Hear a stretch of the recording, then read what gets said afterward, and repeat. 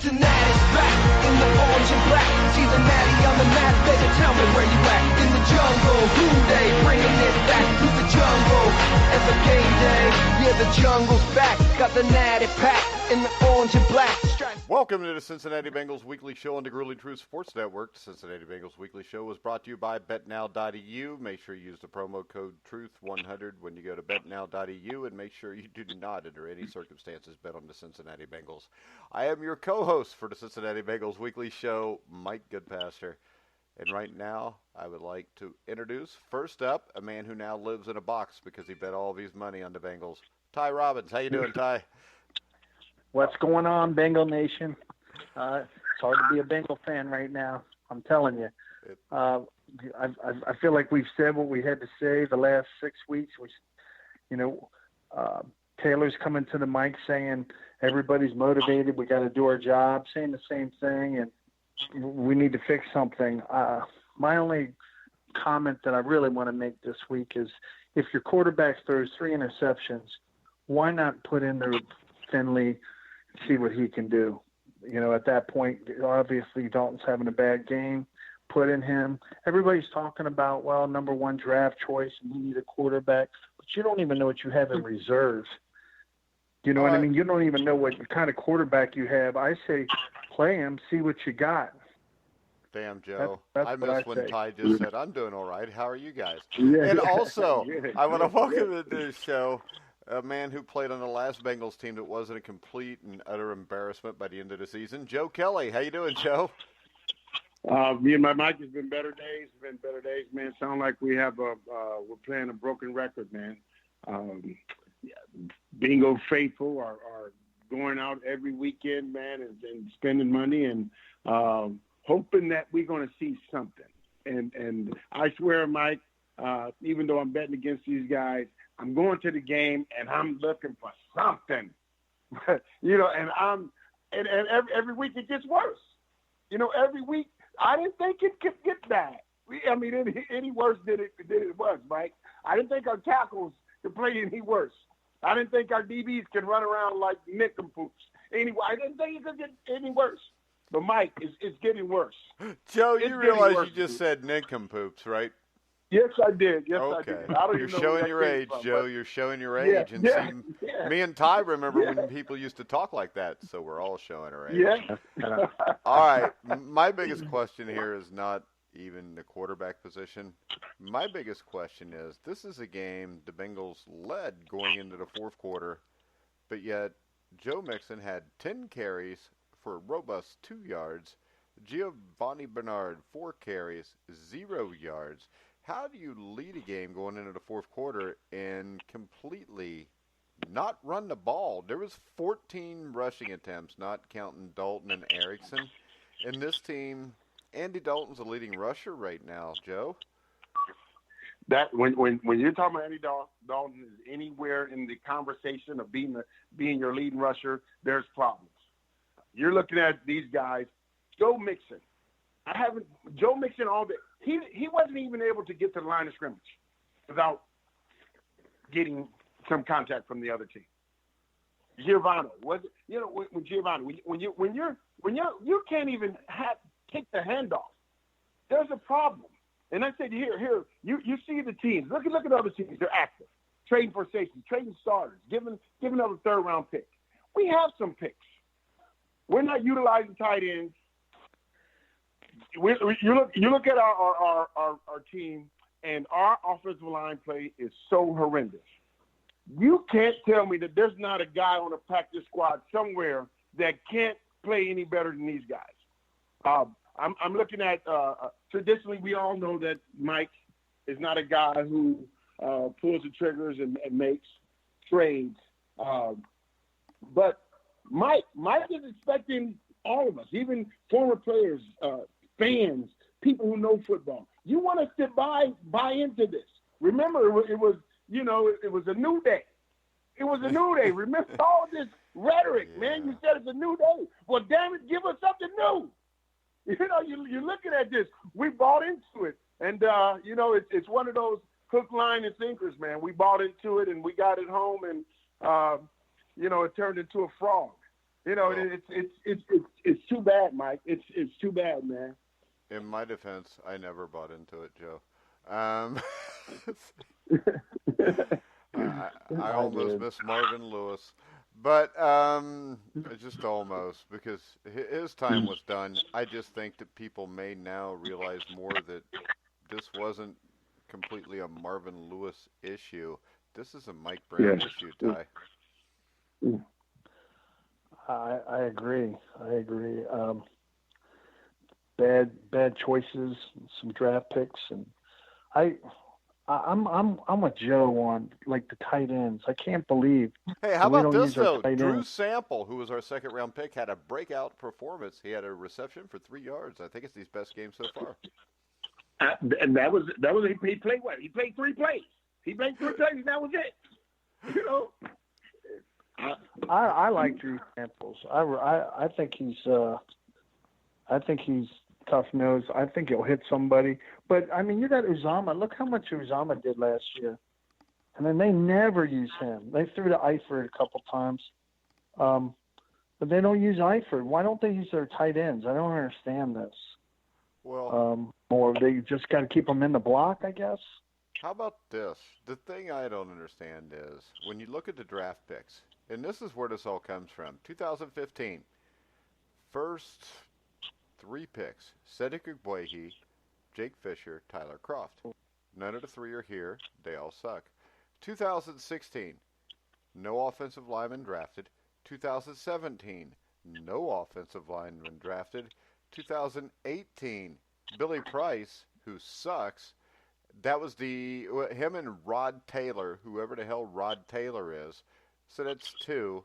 And then this year, of course, we have a guy that's not playing yet, and I think will end up being a good pick. But that's 3 linemen have been drafted by this team over the last 4 years, Joe. Well, you look at this. I tell you, I'm watching my alma mater, watching University of Washington. You know, blow that first ruined my weekend. You know, watch them blow. At least they were at a game, though, Joe. They didn't embarrass themselves. So I'm talking. One of my friends, he does radio out in Seattle. So he's commenting on the game, and there's 21, 22 scouts, NFL scouts there. You think the Bengals had anybody there? No. Yeah. But this when you're going back and you're talking about missed picks and not understanding, not really knowing what you're getting, and not being a fan and getting your scouting information from ESPN, going out and looking at a guy, going to the school and size him up, going to a school and talk to his teammates, see how he relates to, see if he's a tough guy, see if he's a guy that goes to class, see if he's that guy. If you're going to spend a high pick, you want him to be that guy. You wouldn't know because you're not there. There's 20-some-odd scouts there at University of Washington. This is number 12 versus number 25. How many damn scouts do you think is going to be, at the LSU Florida game? How many scouts at the Mississippi State Alabama game? So when you're looking at, that's the problem. You're looking at the problem. You're going in and you're waiting till the NFL Combine in April. And then you go, half of those guys are not working out. Half of the guys, you see for the first time, and you're looking at, Mel Kiper's report, and you're believing that. You don't know. It's like when you go all the way back to Andre Smith. First of all, I'm going to look at his body. I don't know about that.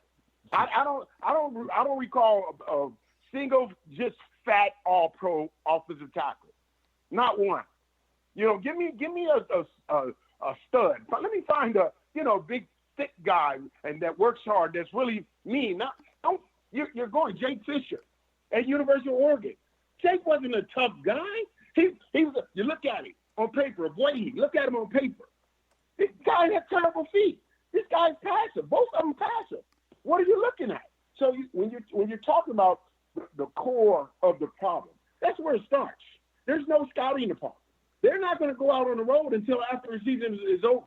When every other team has gone out and they've looked at the quarterback from Oregon 5 games. They looked at him in practice. 6, 7 times.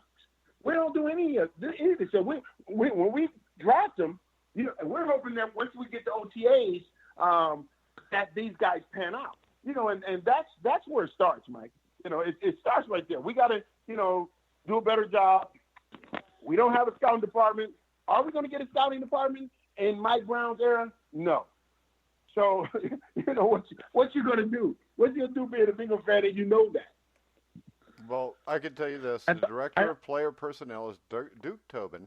They've got a college scouting director, Mike Potts. They've got a scouting director for pro, Steven Radovich. You got Bill Tobin, personal executive. Wonder how he got the job. Andrew Johnson, Christian Sarkeesian are the 2 scouts. They have 2 directors, a director of player personnel, and a personnel executive, and 2 scouts. That is their scouting department. Yeah. That speaks volumes. When you go in, those guys are not on road. They're not looking at those games. They're looking at some tape, so you don't really know what you're getting. And it's tough. Yeah, you get a home run sometimes. You get an AJ Green. Because he's that but that's good. kind of a no-brainer going in, if you know what I mean. Yeah. So I'm saying you win sometimes. But when you have that deficient of a scouting compartment. Hey, and let me ask you this, Joe, because I just, for the hell of it, Google searched Steelers front office. And the Pittsburgh Steelers are kind of considered to be run like the Bengals, mom and pop, and everybody does everything the old way. They've got 1, 2, 3, 4, 5, 6, 7, 8, 9, 10, 11, 12, 13, 14, 15, 16, 17, 18, 19. They've got 20 people overall that work in their scouting office. The Bengals have 7. And you look at them. How does Pittsburgh continuously trade their guys away? Let them go out. And they get, here, you say you're going to let Le'Veon Bell go and get Connor. Who's this guy? This guy overcome cancer. He's a tough SOB. Yeah. And you look, and he's producing. You see time after time, linebacker after linebacker, D-line after D-line, all O-line after O-line. They're winning. They very rarely make a high pick and it's a bust because they're doing the homework. It's no business. Hey, how about this, Joe? I got one for you. The Cleveland Browns, get this, Ty, they've got 2, 4, 6. The Cleveland Browns have 34 people that work in their scouting department. The Cincinnati Bengals have 7. Yeah. Woo. Wow. 34. Hey, sorry. And they've got 1, 2, 3, 4, 5, 6, 7 guys, 8, 9, 10, 11 guys, 12, 13, 14, 15. Half of those guys, 17, are actually called traveling scouts. Wow. And the Bengals have 7 people in the entire department, and only 2 of them are listed as scouts. Yeah. Yep. That's gonna hurt you. I agree with Joe. The other thing I have a problem with is the coaching. I mean, Turner, to give Hart a raise, and when you're a Bengal fan and you watch what he did last year, you're like, what? But I'm not a football coach, so you think, well, maybe this guy knows where to see something I don't see. He's studying film, and yet then he brings in Andre Smith, and he brings in all these guys, and they can't block. And I'm thinking, what's this guy doing? If the talent's not there, then you got to try to at least coach him up because you got what you got. You know what I mean? But yeah, but they can't. Every week I just keep seeing the same thing, the same mistakes. I'm like, oh, it's frustrating as a Bengal fan. And here's the key, Joe. When you look at these guys, another thing that sticks out to me is from the James Casey to Bob Bicknell, I mean, Callahan. These guys are just there because of who their daddy was. I mean, they've got Duffner. I mean, these guys' dads were successful coaches, so they got jobs. Yeah. Yeah, I mean, it's nepotism. You look at even though the league is full of nepotism, you see that. But there's the guys that are successful, the guys that are doing the homework, the guys haven't been given anything. Was Zach Taylor a good coach? Yeah, he was a good quarterback coach. Is their D coordinator probably a good coach? Probably a good linebacker coach. Got good. I don't know. Get something. But you're asking two guys that have never ever more than I think 4 or 5 games ever devised game plans, implemented game plans, and at the same time scouted the other team and created a different game plan for that team each and every week. Hey, how about this one, Joe? Just for the hell of it, the quarterbacks coach, Alex Van Pelt. If you look at his resume, he was the quality control coach for 3 years with the Bills. He was the quarterbacks coach for a year or 2 years with the Bills. And we know the Bills in 08 and 09 had some awesome quarterbacks. 2010 and 11, he coached the quarterbacks with Tampa Bay. 2012 and 13, he goes to Green Bay. Hey, you're thinking, with Aaron Rodgers, he was a freaking running backs coach. Yeah. And then they bring him back, and he's the quarterbacks coach for Aaron Rodgers for 3 years. He gets fired there, and then now he's the Bengals. But these guys are not qualified, and they show it every week. Yeah. The thing about you got to understand, this it's a tough business, and I know the job is tough, and it's easier to be able to talk on a Tuesday, after everything is said and done. But still, all three of us know football. And you look at things that are working, things that don't work. Nothing is working. So here, these guys, I'm telling you, after 2 years after we went to the Super Bowl, and Paul died and Mike took over, he dismantled that entire team. I was, unfortunately, one of those guys that got traded to the New York Jets. And New York Jets head coach was Bruce Coughlin. And he hired all his buddies. So you look at now, 20, 30 years later, yeah, those guys have had success. Pete Carroll, Monty Kiffin, they had success down the line. But those first 3 years in New York, we were the bad news bears. These guys had never been Bruce is never the head coach. Pete Carroll was never a defensive coordinator. We are in the middle of games, and I'm telling you, I'm playing, and we are like the bad news bears. We're the bad news bears because we can play. We have some players, but every week it was something. All the coaches weren't on the same page. We were on the same page, and I'm seeing the same thing. I'm looking at him line up. I'm looking at McCray when he's giving up the touchdown in the end zone. He's running around like he's never backpedaled a day in his life. You play like that when you don't know what you're doing. And it goes back to, yes, do we continuously, we can blame the players for this and that. But like I said, majority of times, our guys are beat by a line. We're beat. First of all, we're not defending well with rushing 4 guys. So what is going to hurt if we're blitzing? You look at New England and what they did to the Sam Darnold last night. They went at him. And he, like he said, you guys heard it. I'm seeing ghosts out there. And he already 4 picks. You look at things that you can do. You implement things on the run. These things are not working. Hey, let's go after them. Let's go. We put 8 in the box and we're going after them. Hell, we're getting beat. Let's go after them. The offensive, here this is not. Give me another guy. Give me some guy that's with some piss and vinegar. Get Hart out of it. Get him out. Because you're series after series after series. You are blowing the sign of getting beat. Give me another guy. Give me an effort guy. Give me an effort guy. He couldn't do any worse. And we don't, as fans, we sit back. We want change. Is the answer going to put a different quarterback in? No, that's not going to be the answer because he's not blocking. He's not calling the plays. So yeah, and how about this, Joe? How many times have we seen this at the end of a Bengals season where we'll throw Finley in? They'll win a couple games, and then all the fans will think everything's all right, and then the Bengals lose any sense of urgency, and they do nothing in the offseason because they got hot at the end of the season. Yeah.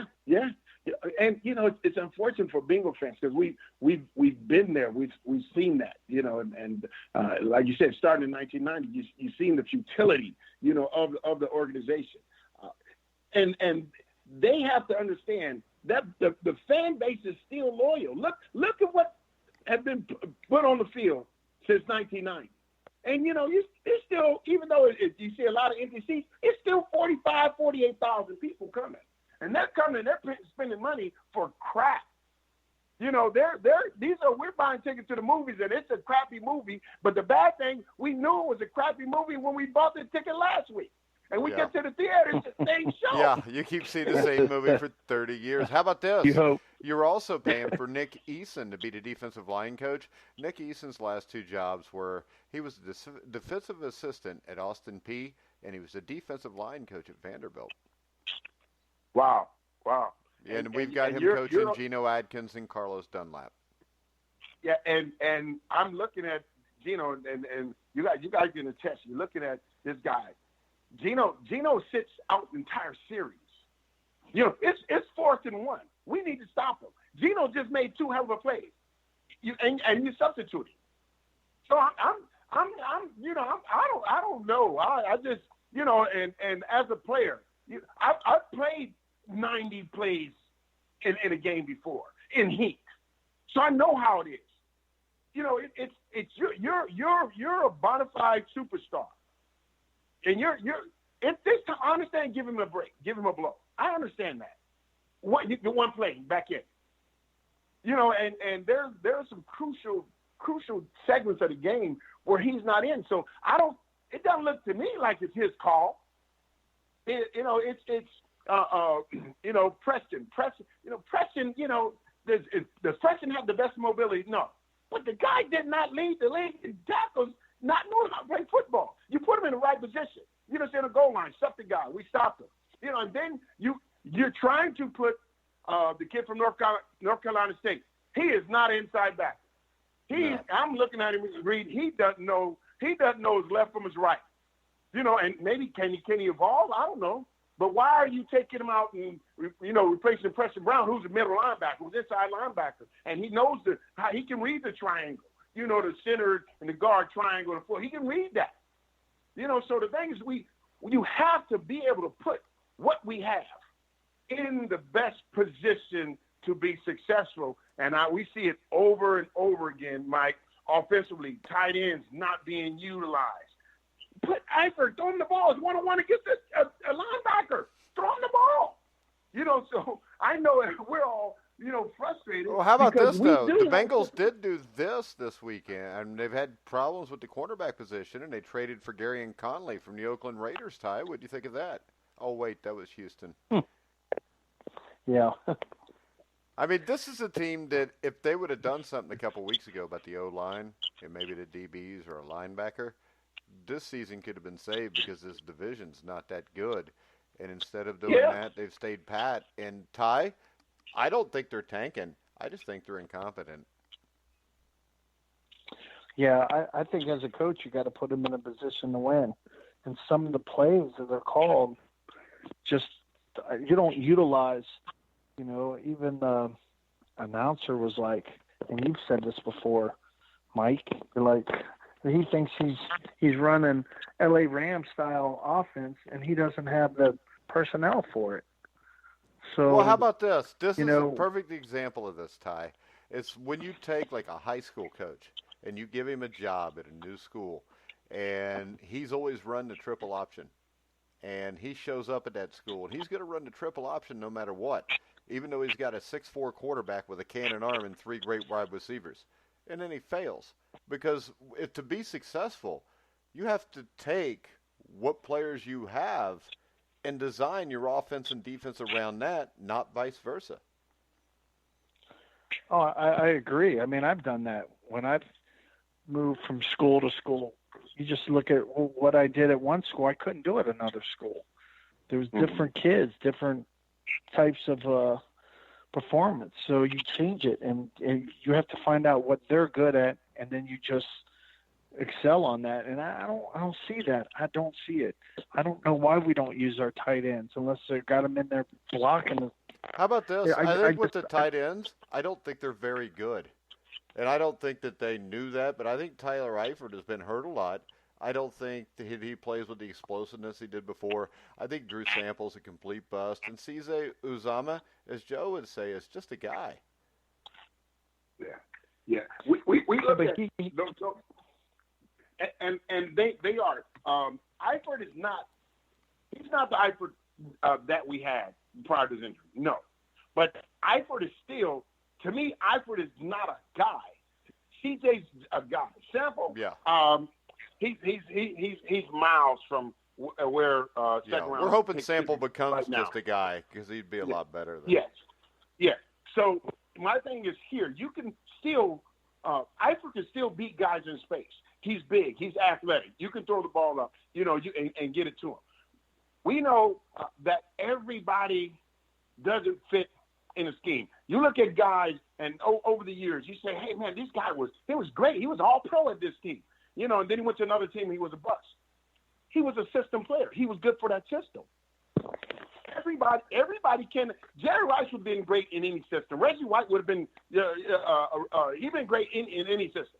You look at. Yeah, but how about this? Lawrence Taylor ended up being the greatest outside linebacker that ever lived because Bill Belichick and Bill Parcells took him and designed their system around him, just like Bum Phillips did with Robert Brazile. Oh yeah, that's why we're talking about the linebacker from North Carolina State that they drafted. Guys, he was in 3-point stance rushing. That's not what you're not putting him in a position to come out and be successful because he's never played that position. So he's learning on the run. You gotta utilize what you have. And put your players. Understand what they're good at. And try and utilize those skills. But understand this. These guys, Mike, I don't know. I mean, you guys can call it. Are they even capable of altering the defense or offensive scheme that they're trying to implement? Because it's not working. It's not going to. We already know 7 games in, the Los Angeles Rams style offense. The defense, I don't know where the hell that defense. I don't know who he's modeling the defense after. But can you change? Can you drastically change if he doesn't know anything else? And I'm saying because he's not changing. So he maybe we're giving him a little more credit than he deserves. He's maybe not even capable of implementing anything else.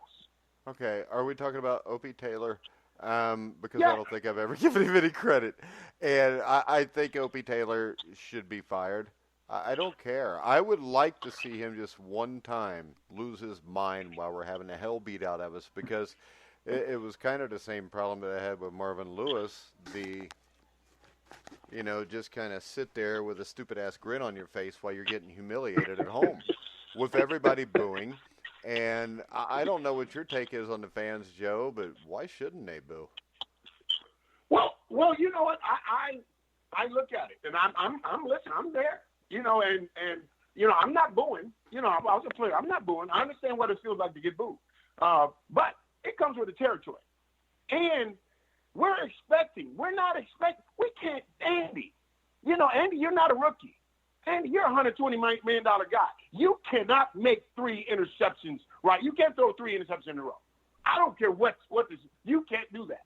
So when you look at what's going on, they have every right to be pissed because it's series after series after series. We're saying let's change up. You got to do something different, and it's not.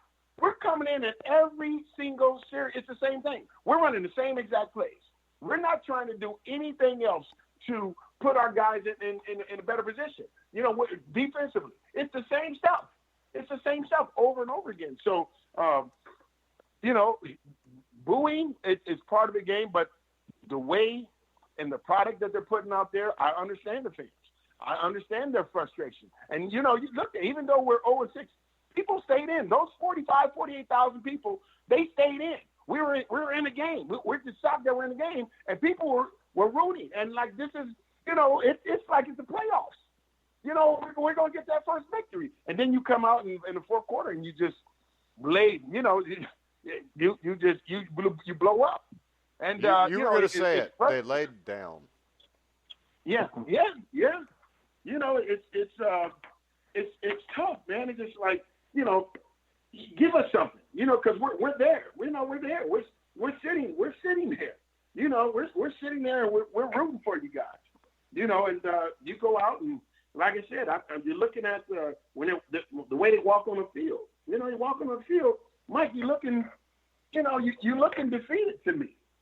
You know, you're looking defeated. You're not looking, you know, like a confident bunch. You guys are in this thing. You know, and it's just unfortunate, man. It's unfortunate that you know, there are some guys in there making some plays, but you know, as a whole, you know, we're not getting it done. The team is not getting it done, and the coaches are not getting it done. Well, you've got even other teams now. The Jacksonville running back saying, "Oh, the Bengals didn't even want to tackle. They didn't even." Well, was it they didn't want to, or they didn't know how to? But you know, that's what I'm saying. Now they're even taking heat from other teams that they got to play. I mean, at some point it comes down to pride. At some point, somebody has to step in that locker room if coaches aren't going to, you know, put people in position and get in somebody's ass and say, "Hey, man, it's about pride. You're playing still 40,000 people, and I'm one of those 40,000 people. You know, I bought my tickets. I like to watch them. I like to go to the game. I'm optimistic, even though my friends give me a hard time. But as the season continues to go and you see mistake after mistake, and, you know, you're leading, and I'm like, oh, we're not going to keep this lead, you know, because, you know, the defense is, you know, not going to me and my be sons able to had hold them. season tickets for a long time, Ty, and I always thought my friends gave me a hard time about it. But then, towards the end, I started to realize they weren't giving me a hard time. They were trying to form an intervention to stop me from wasting my money. Oh, man. But, you know, a Bengal fan, if you've been a Bengal fan for a long time, you know, you're at one hand, you're excited because you've got a professional football team, NFL team. And on the other hand, they just don't compete like one. Well, for the I've been a longest Bengal fan time. since I was born. I'm the same age as the Bengals, and I think that I would have to live to probably be 100 at least to have a shot at seeing a playoff win even. I'm tired of it. It's disgusting because I think Mike Brown is an absolute clown, and I don't think that it's that he doesn't want to win. I just don't think he has a clue what the hell he's doing. I mean, why would somebody not want to win? But he's making a shitload of money. He's got a sweet-ass stadium deal he's fleecing people for. That's why I stopped spending my money. I have not dropped a dime on anything Cincinnati Bengals related. I think I took my kids to a preseason game a few years ago after we gave up the season tickets because the tickets were given to me with a parking pass. And my kids knew going in we weren't buying anything to eat or drink because, as my son said, we ain't giving the devil our money. You know, it's tough. It's tough, Mike. When you know you're a fan, and you know, and at the end of the day, you know, they have to understand that. They have to understand that the people are not just going to continuously accept mediocrity. You come in and you're talking change. You're talking change, and by midweek, nothing is done. We're doing the same thing. Andy Sutton. I personally don't think that the change at quarterback is going to be our, you know, aha moment. But they should, you know, hold somebody accountable at some point, yes, even if it's yes, not the head coach or the owner who've caused all the problem.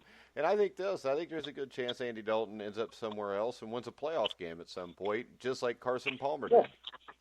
Yeah, I believe so too. I believe that. Even Marvin pulled the trigger on the defensive coordinator the midseason because it was that bad. And you're looking at the same Terrell thing. Austin last year. Yeah. Yes, last year. Is our offensive line coach more than advertised? Because that's the reason we're 0-7. You could say here defensively we've done some things in these games besides that San Francisco game and the Pittsburgh game. We did some things and put the team in position to win. Offensively, offensive line-wise, whoever's calling the plays has been an absolute bust. That's Zach Period. Taylor I calling think, the plays. Well, hey, you know what? He's talking on defense. Oh, defense? You know, Lou yeah, it's So there has to be change. It has to be. There's no way that, you're going to be able to resign and say, okay, here, we're going to keep at it until we win. What you're doing is not going to work in this league. That little Mickey Mouse offense is not going to work. And this defensive scheme that you have with the personnel that you have, you cannot win any games rushing 4, sometimes rushing 3 and dropping back one of your D linemen. That is not going to work. Look at Belichick. Look at Tom Brady and who's you look at their injured reserve.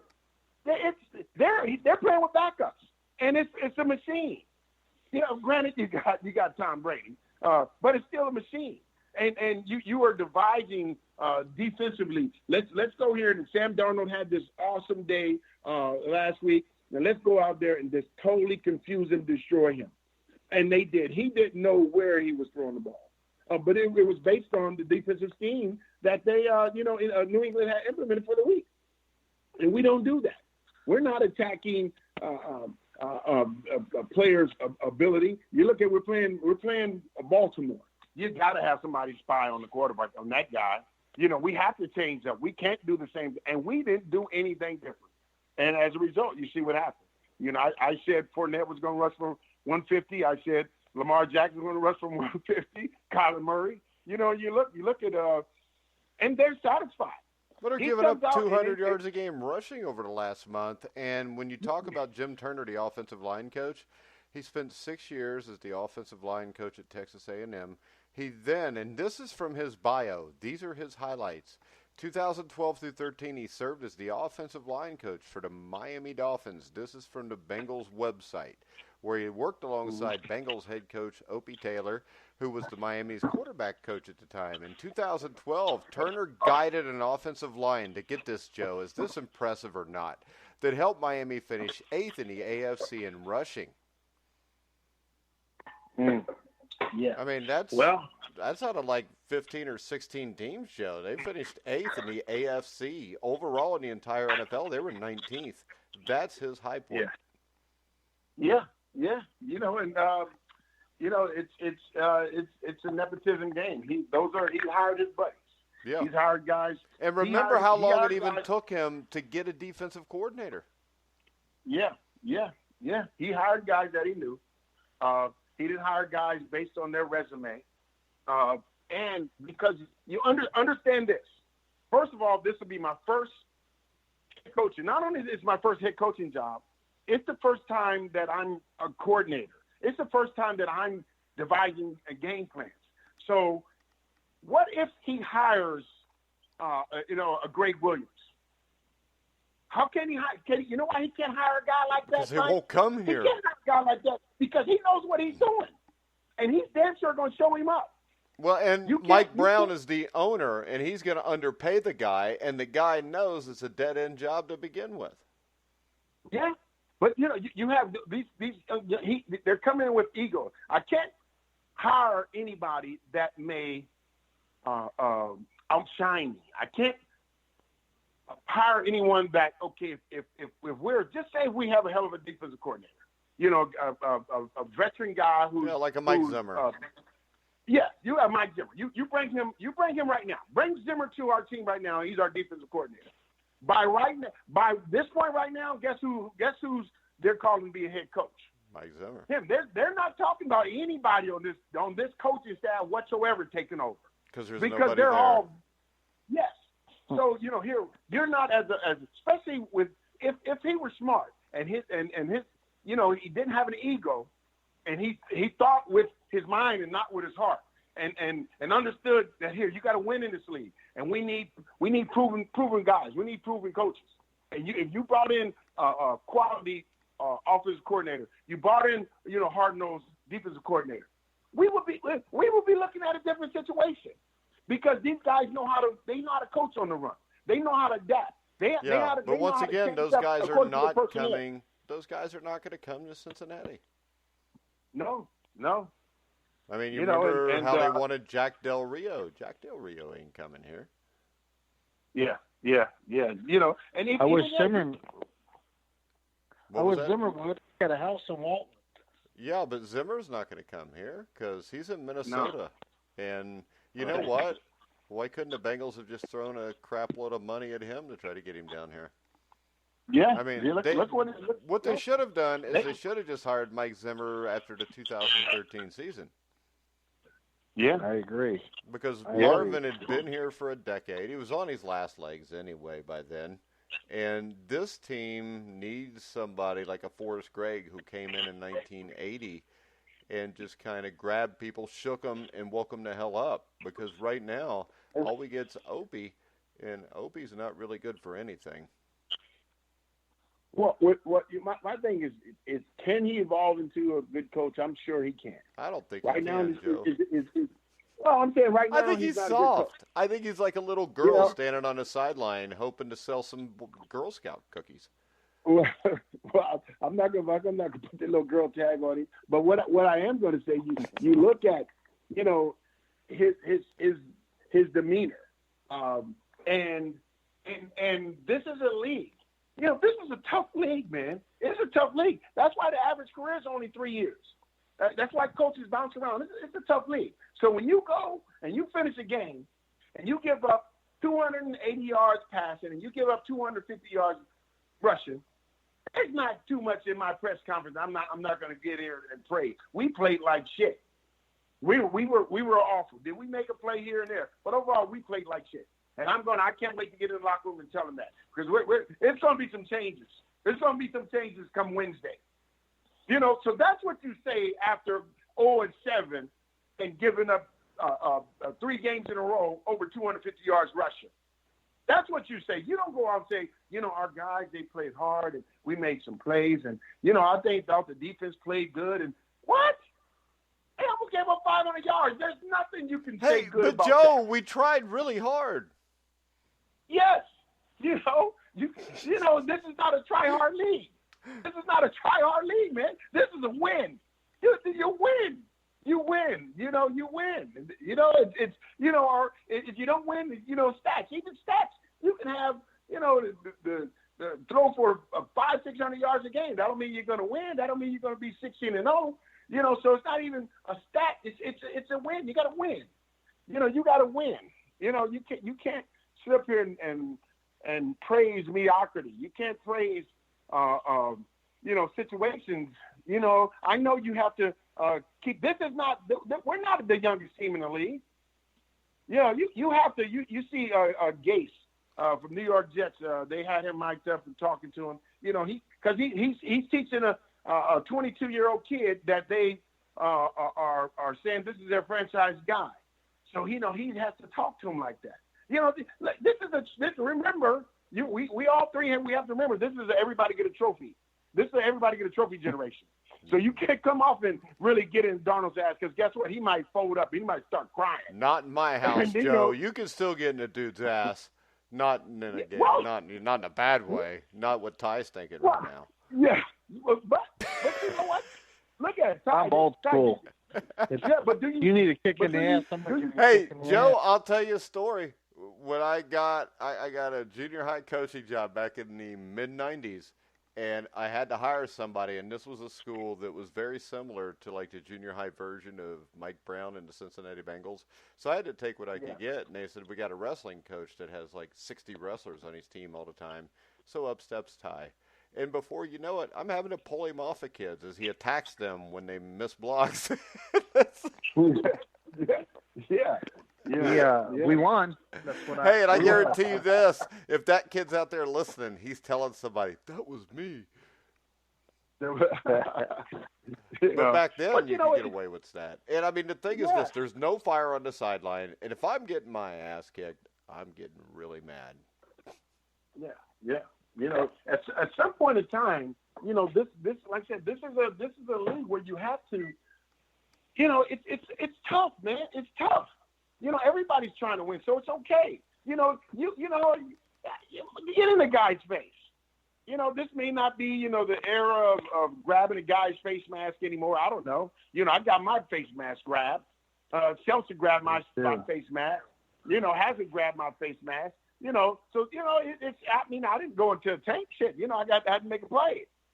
So at the end of the day, it's a tough sport and it's a tough game. and well, how about tough this, people. Joe? How about that? If you're not going to grab somebody, and I'm not condoning grabbing somebody by their face mask or anything like that, but the one thing I did learn from the last 5, 6, 7, 8 years coaching like arena football is you can really make an impact if you just cut somebody off your damn team and bring somebody else in. And that hardly ever happens here. Well, at least bring somebody in for a position that you need. You know. Well, that would be every position right now, Joe. Yeah. You know, but that would be any offensive lineman. I don't care, center, guard, tackle, anybody. You know, because that is the main cog of our problem. Yeah, but you also know this: if one of these guys, if Jim Turner said, "I want to cut Bobby Hart," Mike Brown's going to say, "No, you know how much money I've already paid him for this year." Well. The thing is, when you signed him to the $21 million in the offseason, you're already committed. You're at least committed because he kills your salary cap if you cut him. Well, yeah. You know, he kills it if you don't cut him. Yeah.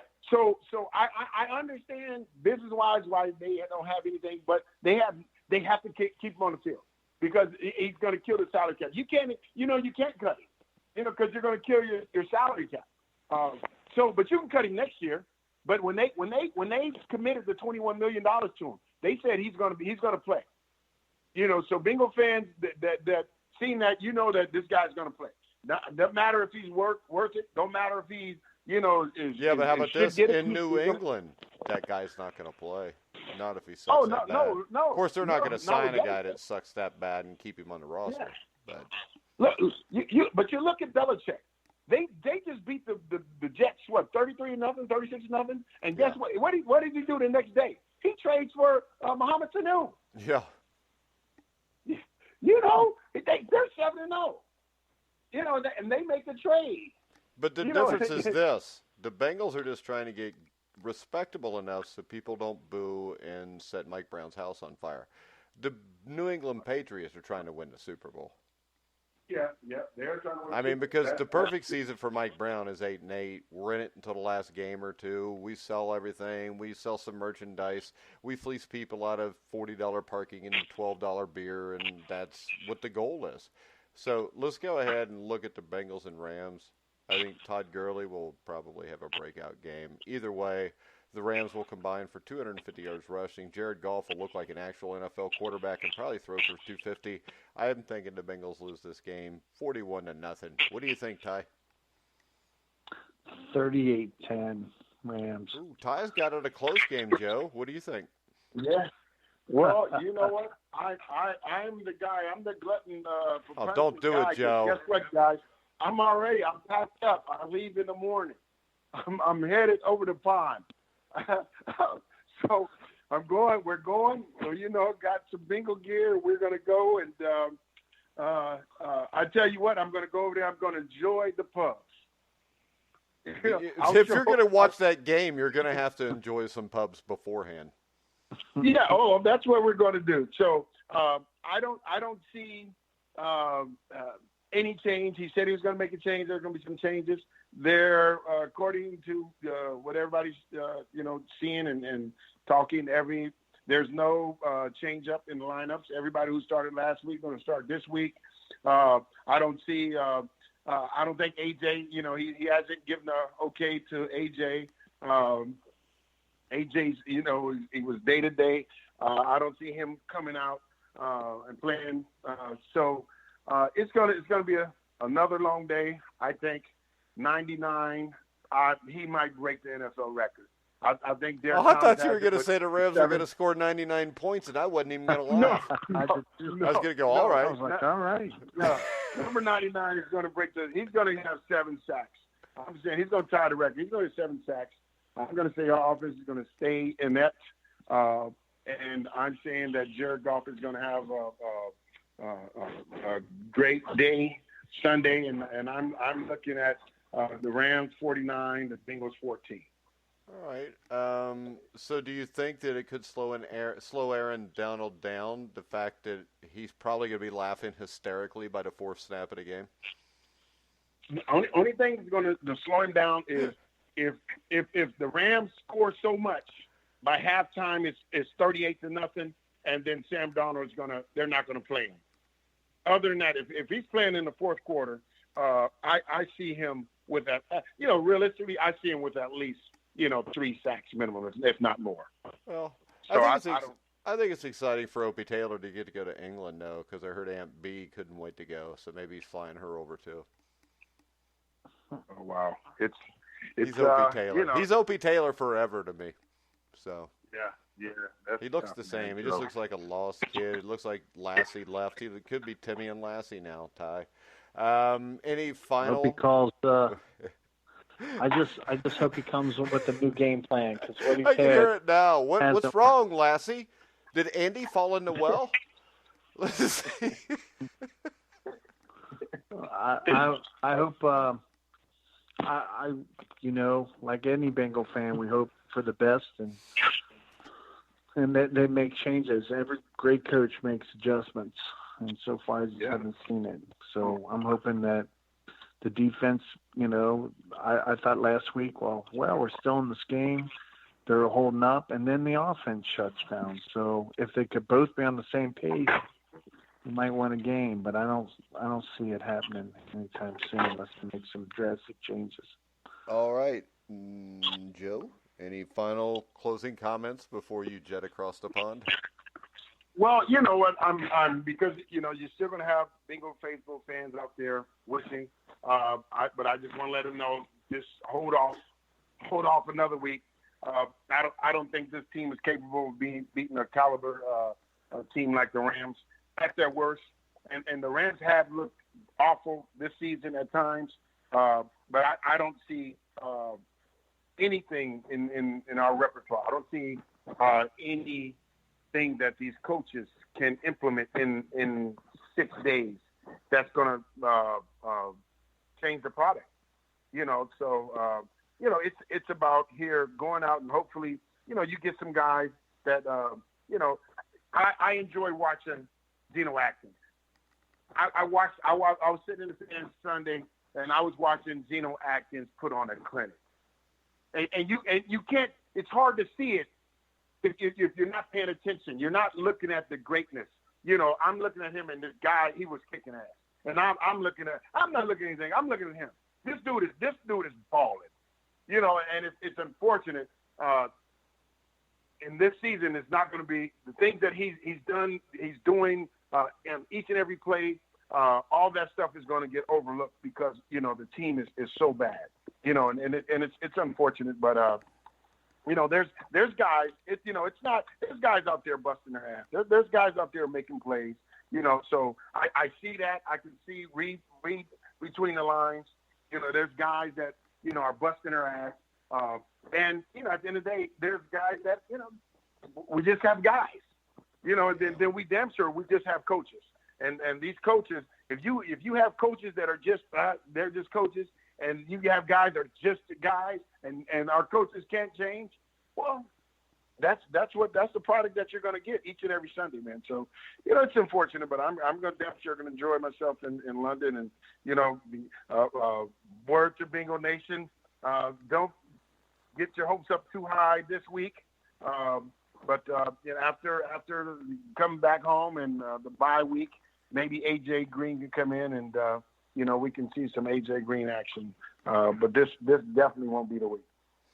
All right. If you see Mike Brown, tell him we'd love to have him on the show sometime. Ty has some questions for him. I'm going to try about those cheap chicken fingers he went to. All right, guys.